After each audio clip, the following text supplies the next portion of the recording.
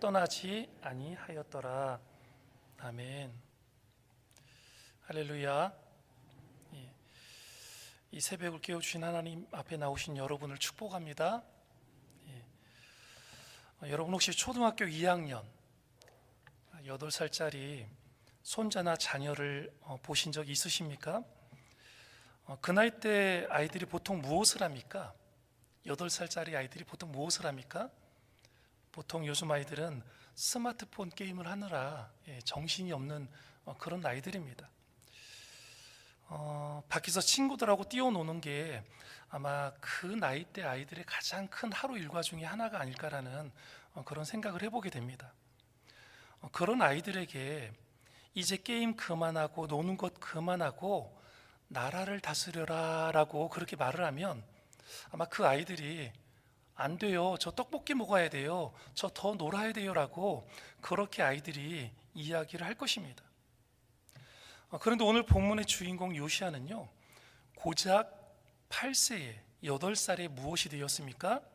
왕이 되었습니다. 고작 8세에 왕이 되었습니다. 그것도 할아버지 므낫세와 아버지 아몬이 우상 숭배로 나라를 엉망으로 만들어 놓은 최악의 상황에서 왕관을 썼다라는 것입니다. 얼마나 막막했을까요? 8살짜리가 뭘 알아서 나라를 다스릴까요? 하지만 요시야는요, 이스라엘 역사상 가장 강력하고 아름다운 종교 개혁을 일으킨 왕으로 성경에 기록이 되어지고 있습니다. 오늘 이 새벽 어리고 연약했던 요시야가 어떻게 무너진 시대를 다시 세웠는지 그 비결을 통해서 우리 삶의 무너진 곳을 수축하는 은혜가 저와 여러분에게 임하게 되기를 주의 이름으로 간절히 축원합니다. 먼저 첫째로 1절에서 7절 말씀을 통해서 하나님을 비로소 찾고 구하십시오라고 저희들에게 성경 말씀이 가르쳐주고 있습니다. 하나님을 비로소 찾고 구하라고 말씀하고 있습니다. 본문 3절을 보면은요, 아직도 어렸을 때 곧 왕위에 있은 지 8년에 그의 조상 다윗의 하나님을 비로소 찾고라고 그렇게 기록을 해주고 있습니다. 여기서 찾고라는 이 다라쉬라는 히브리어는요, 단순히 물건을 찾는 것이 아니라 예배하다, 간절히 구하다라는 그런 뜻을 가지고 있는 단어입니다. 주석에 보니까 이 시기를 요시야가 철이 들고 자신의 의지로 하나님을 인격적으로 만난 시점이다라고 그렇게 기록을 해주고 있습니다. 그는 20세가 되던 해에 20살이 되던 해에, 즉 왕으로 등극한 지 12년에 우상들을 빻아서 가루를 만들고 그 우상들의 제단을 어떻게 했습니까? 다 헐어서 무너뜨렸습니다. 재미있는 점은요, 요시야가 왕이 되자마자 개혁을 하지 않았다라는 점입니다. 8세의 왕이 되자마자 개혁을 하지 않았고요, 왕이 된 후에 무려 몇 년을 기다렸냐면 8년을 기다렸습니다. 하나님의 마음과 신앙으로 하나님을 마음과 신앙으로 찾은 뒤에야 행동을 했다라는 것입니다. 그래서 오늘 주석의 통찰처럼 진정한 개혁은요, 외부의 행동이 아니라 내면의 하나님 찾기에서 시작되어야 함을 분명히 우리들에게 가르쳐주고 있는 것입니다. 우리 겉모습의 직분이 아니라 내면의 깊은 성찰을 먼저 경험했다라는 그런 사실입니다. 여러분, 순서가 중요합니다. 그래서 항상 신앙은요, 순서가 중요한 것입니다. 어떤 것이든 일이 먼저가 아니라 누구를 찾는 것이 먼저가 되어야 된다는 거예요. 하나님을 찾는 것이 먼저가 되어야 된다는 것입니다. 사랑하는 여러분, 혹시 지금 삶의 문제가 너무 거대해 보여서 어디서부터 손대야 할지 모르는 막막한 속에 여러분들 계시는 분들이 있을 수도 있습니다. 내가 너무 늦은 건 아닐까? 내가 너무 힘이 없는 건 아닐까? 걱정하지 마십시오.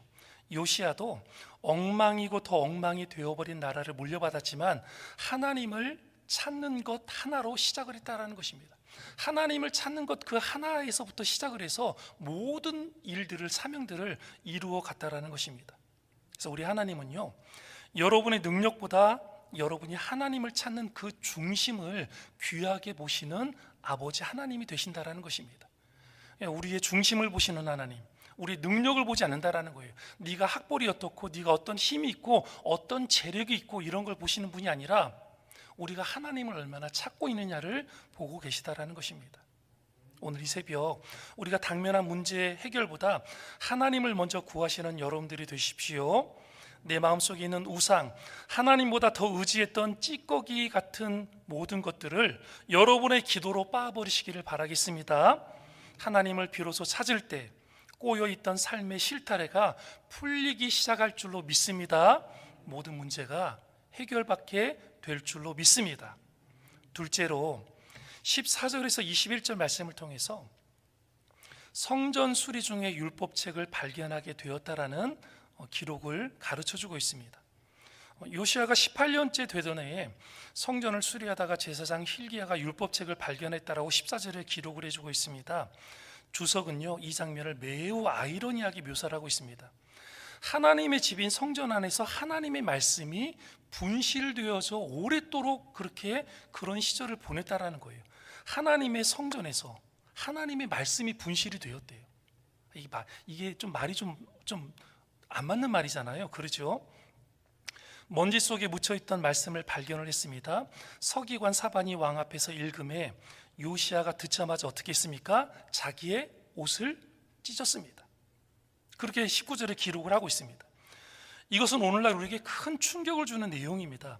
성전 제사는 드려졌고요, 성전 건물 수리라는 종교적 열심은 있었지만 정작 무엇을 잃어버린 시대였습니까?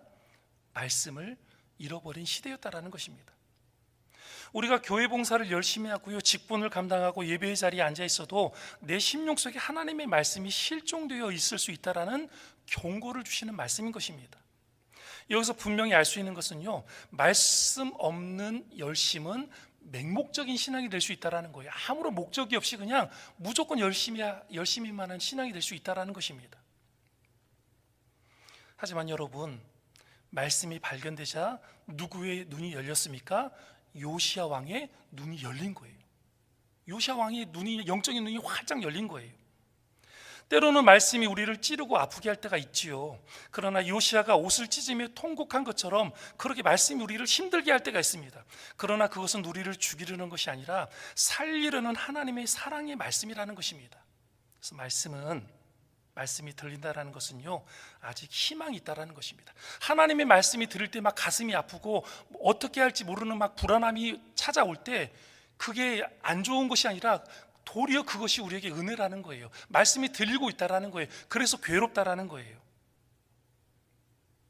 바쁜 일상과 사역 속에서도 결코 말씀을 놓지 마시기를 바라겠습니다. 그래서 오늘 이 새벽, 주여 내 귀에 주의 말씀이 들리게 하옵소서. 우리 이렇게 기도해야 됩니다. 다른 기도가 중요한 것이 아니라요, 하나님의 말씀이 먼저 들려야 되는 거예요. 마음속에 심겨야 되는 거예요. 그래야 그 말씀을 붙잡고 기도하는 거예요. 그렇지 않으면 맹목적인 신앙이 될 수밖에 없다라는 것입니다.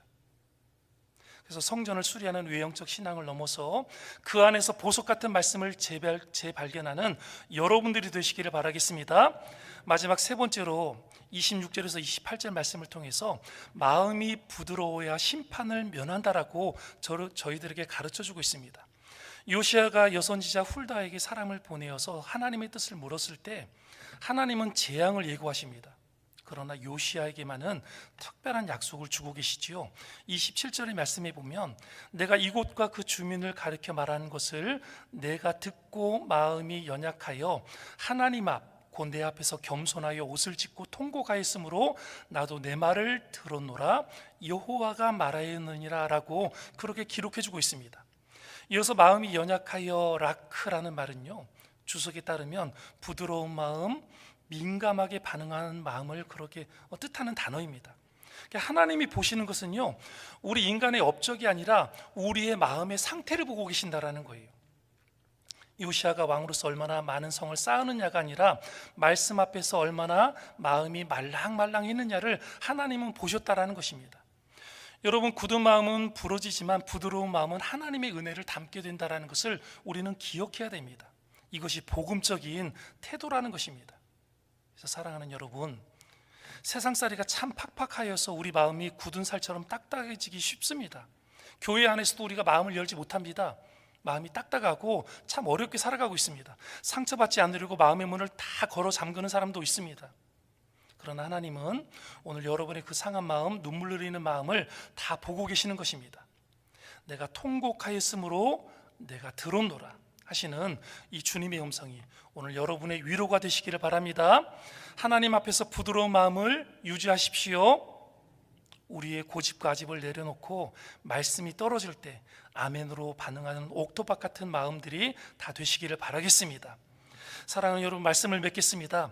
오늘 우리가 만난 요시야는요, 화려한 왕관을 쓴 왕이 아니라 무너진 폐허 위에서 울고 있는 한 사람이었습니다. 하나님의 말씀을 받자 정말 하나님의 말씀 앞에서 울었습니다.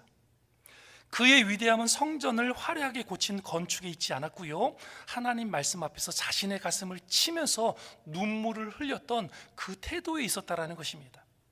오늘 이 새벽 여러분이 맞이하고 있는 현실은 어떻습니까?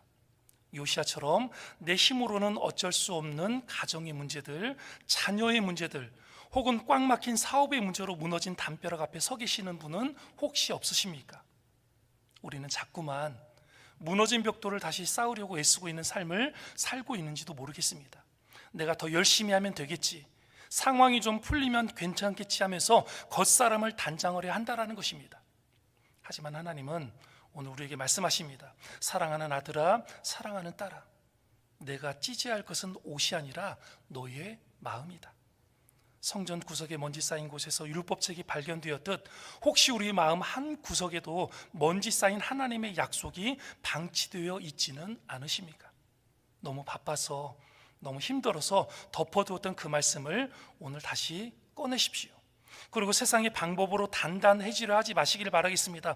세상 사람들은 강해져야 된다, 그래야 살아남는다라고 말하지만 십자가의 복음은 하나님 앞에서 부드러워져야 된다, 그래야만 살아갈 수 있다라고 우리들에게 말씀해주고 있습니다. 오늘 하나님은 여러분의 부드러운 마음을 찾고 계십니다. 눈물 흘리는 여러분의 마음을 찾고 계십니다. 여러분이 흘리는 남모른 눈물, 억울해도 주님 때문에 참았던 그 겸손함, 내 뜻을 굽고 말씀에 순종하려는 그 연약해 보이는 몸부림을 하나님은 다 보고 계시는 것입니다. 그리고 말씀하십니다. 내가 너의 마음을 보았고 너의 눈물을 보았노라. 이 새벽 하나님 앞에서의 거룩한 항복이 있기를 바라겠습니다. 내 고집과 내 계획을 찢고 주님의 말씀으로 여러분의 삶을 덮으십시오.